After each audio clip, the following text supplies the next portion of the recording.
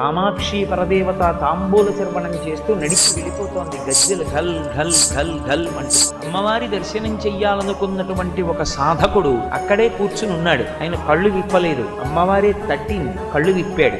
ఆమె తన తాంబూల చర్వణం చేస్తున్న ఒక పిడచ తీసి ఆయన నోట్లో పెడదామని నోరు తెరవమని ఇలా పట్టుకుని ఆయన అన్నాడు, చీ ఆడదాని నోటి తాంబూలం అన్నాడు. పక్కన ఒక మూగివాడు కూర్చున్నాడు. ఆయన నోరు తెరిచాడు. అమ్మవారు ఆయన నోట్లో ఆ తాంబూలపు పిడచ పెట్టి అమ్మవారి తాంబూలం నోట్లో నవిలాడేమో, అది నోట్లో పెట్టగానే ఆయన కూర్చున్నవాడు అమ్మవారి పాదముల వంక చూశాడు. అంతే 100 శ్లోకములు ఆపకుండా చెప్పాడు. పాదారవింద శతకమై ఒక్కసారి అమ్మవారి పైకి చూశాడు. ఆవిడ వైభవం అంతా గోచరమైంది.